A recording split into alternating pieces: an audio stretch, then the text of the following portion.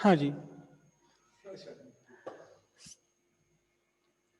कुछ न्यूक्लियस हमारे होते हैं स्टेबल न्यूक्लियस, जैसे कि सारे नॉर्मल लाइफ में जितने भी हैं हमारे न्यूक्लियस, ऑक्सीजन है, हाइड्रोजन है, नाइट्रोजन है, या क्लोरीन है, सोडियम है, सारे के सारे न्यूक्लियस ये कैसे हैं? ये स्टेबल न्यूक्लियस है।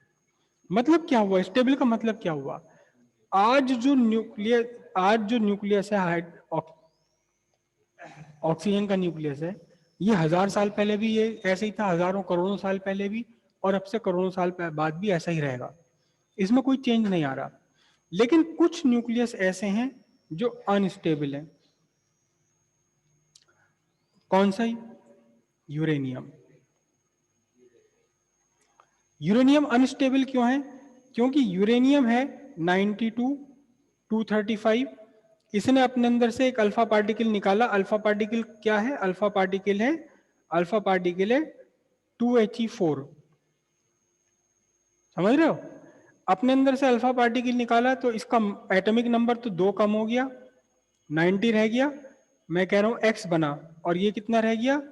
231 रह गया। आप ध्यान से देखिएगा, atomic number is the characteristic property of A element. कौन सा? Atomic number. जो एटॉमिक नंबर है ये आपका क्या है? Characteristic property. अगर किसी एटम का एटॉमिक नंबर 8 है तो सर्टेनली ये क्या है? ऑक्सीजन है ये। अगर किसी एटम का एटॉमिक नंबर 8 है तो निश्चित रूप से वो कुछ भी नहीं है, वो कुछ और हो ही नहीं सकता ऑक्सीजन के अलावा।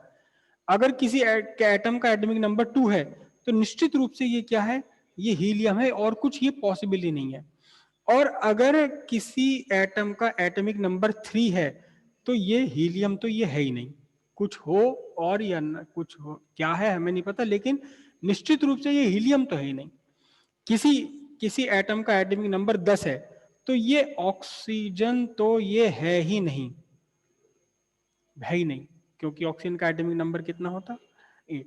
तो कैरेक्टरिस्टिक प्रॉपर्टी है एटॉमिक नंबर। अब ध्यान से देखिए, यूरेनियम ने अपने अंदर से एक अल्फा पार्टिकल निकाला और इसका एटॉमिक नंबर बदल गया, तो अब ये यूरेनियम नहीं रहा, अब ये कुछ और बन गया।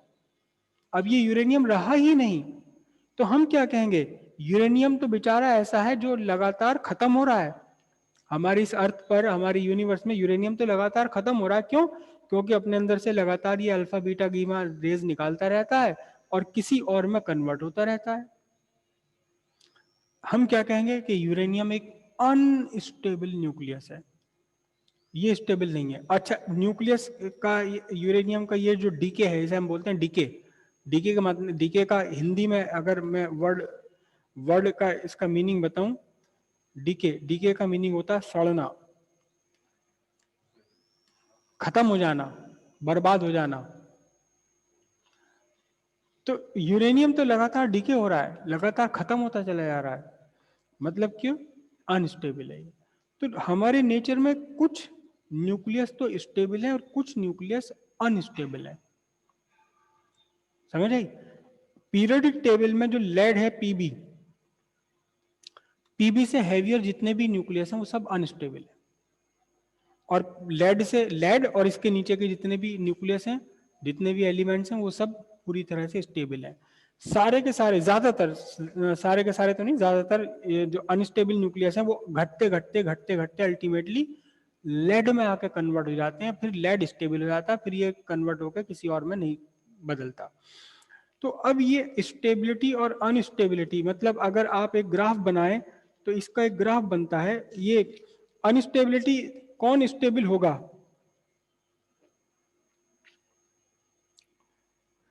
अगर आपके किसी भी न्यूक्लियस में न्यूट्रॉन और प्रोटॉन का रेशियो 1:1.5 या इससे कम है, मतलब न्यूट्रॉन प्रोटॉन का रेशियो 1:1.5 या 1:1.4 या 1:1 या 1:2 1:1.2 ऐसे अगर है तो फिर ये होते हैं स्टेबल।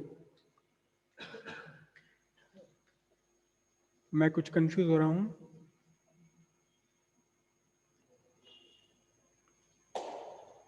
ऑक्सीजन में, ठीक है, हाँ सही सही बोल रहा हूँ।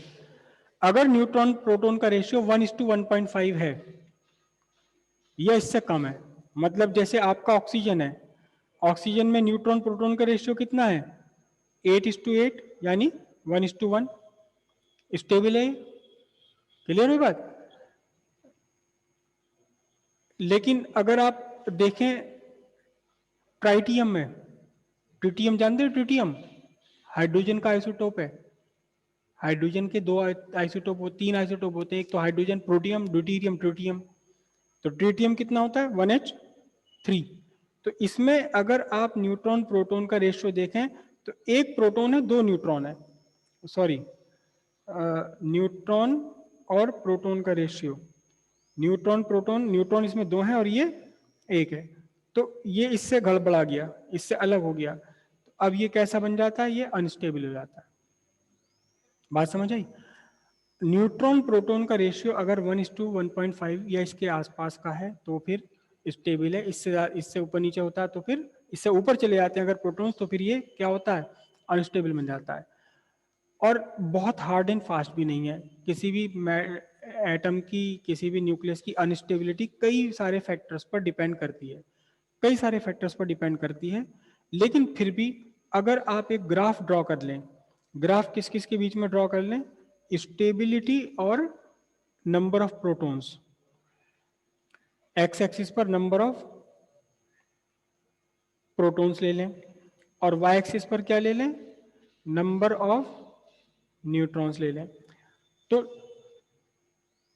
ऑक्सीजन है, ऑक्सीजन के लिए दोनों का रेशियो कितना है, 1:1। तो आप देखो ध्यान से, यहां से 8 प्रोटॉन्स और 8 न्यूट्रॉन्स, कहां आएगी डॉट, कहां आएगा, 8 प्रोटॉन्स और 8 न्यूट्रॉन्स लोगे आप यहां से, तो डॉट बिल्कुल बीचों बीच आएगा। तो एक लाइन आपकी जो बनेगी यहां, एक लाइन बनेगी आपकी कौन सी, एग्जैक्टली 45 डिग्री पर। तो इस 45 डिग्री पर जो भी एलिमेंट्स आपके आ जाएंगे उसमें न्यूट्रॉन प्रोटॉन का रेशियो कितना बनेगा, 1:1 बनेगा। न्यूट्रॉन प्रोटॉन का रेशियो 1:1 रहेगा, जैसे ऑक्सीजन इसी के ऊपर आ जाएगा, ठीक है। लेकिन अगर आप सोडियम में देखेंगे तो कहां आएगा, बताना जरा। अगर आप सोडियम में देखें, सोडियम में प्रोटॉन्स कितने हैं, 11, न्यूट्रॉन्स कितने हैं, 12 है। तो प्रोटॉन्स कम है, न्यूट्रॉन ज्यादा है। तो अगर आप इसका रेशियो लोगे, किसका, प्रोटॉन न्यूट्रॉन का रेशियो लोगे, तो ये एनीवे मैं यहां देखता हूं, देखो प्रोटॉन्स तो 11 है, 11 प्रोटॉन्स, लेकिन यहाँ न्यूट्रॉन्स आएंगे 12, तो थोड़ा सा ऊपर जाएगा ये, इस लाइन से थोड़ा सा ऊपर जाएगा। कौन, ऑक्सीजन तो बिल्कुल यहां आएगा और सोडियम इसके ऊपर जाएगा। अब आपने इस तरह से सारे के सारे बना लिए, यहां पर सारे के सारे एलिमेंट्स के लिए प्रोटॉन और न्यूट्रॉन्स का डॉट डॉट डॉट बना लिए। तो फिर यहां आपका जो ग्राफ बनेगा, जो डॉट्स यहां आएंगे इस रीजन में,